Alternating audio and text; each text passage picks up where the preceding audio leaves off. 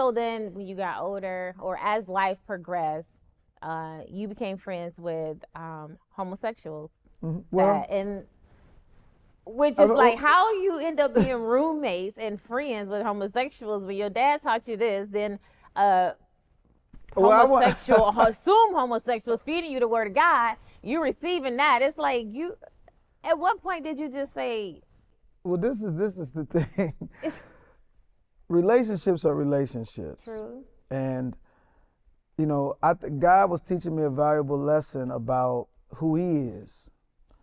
And we all have our individual struggles or fights, if you will, and sometimes you have to put blinders on to things we see in the physical, True. and be able to connect to someone's spirit. And I had to do that, and it was trusting God in the process, because I couldn't have done it on my own strength, because that was a fear of mine. I'm not gay. I don't want to become gay. I don't really want to socialize with somebody that appears to be gay. But it's something about this brother's spirit that's drawing me to him and allowing them to be in my space.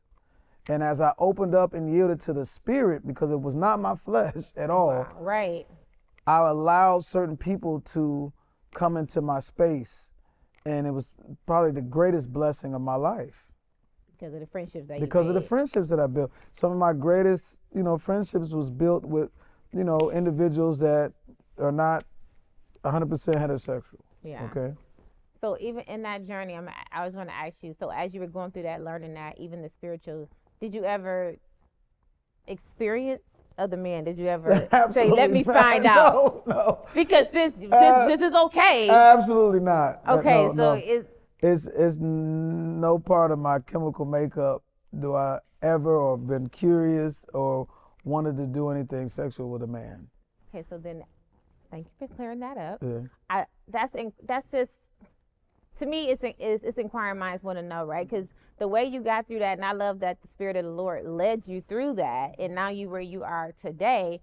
You was criticized, you was labeled gay because of you made these friendships, and then so like, how did you get where? What was the turning moment and the aha moment after you went through all of that, being taught one thing, being fed by another thing? Well, I had two turning points, because I'm a person that I don't really judge people's behavior. I'm always looking behind the behavior, what caused that behavior, and what lessons am I supposed to learn through this individual. And going through those processes with these people, I was always thinking, like, what is this for? What is this for? What is this for? This goes against a lot of stuff that I was raised with and what I heard. Like, what is it for? To fast forward, a couple years later, I had group homes for at-risk youth. A lot of the kids I dealt with were raped, were struggling with homosexuality beliefs. If I wouldn't have went through some of those processes I went through before that, I wouldn't know how to service those kids. That's good. Because I was so homophobic, I'd have been like, oh, I can't help this kid, I can't. So to learn how some of my friends became, homosexual at some points, or bisexual, those processes they went through, them explaining to me and allowing me to take those fear eyeglasses off with homosexuality, I was able to service those kids. Yes. And I had one of my dear brothers that struggled with homosexuality for years, but was considered a straight man, had some issues. He was living in a place where, in Ohio, where he needed me to help him put plastic on his windows. Mm-hmm. So I came over to help him do that. And it was just like the pipes were frozen, the sink was frozen. I'm feeling wind damn near blowing through the windows. I'm like, this plastic is not helping.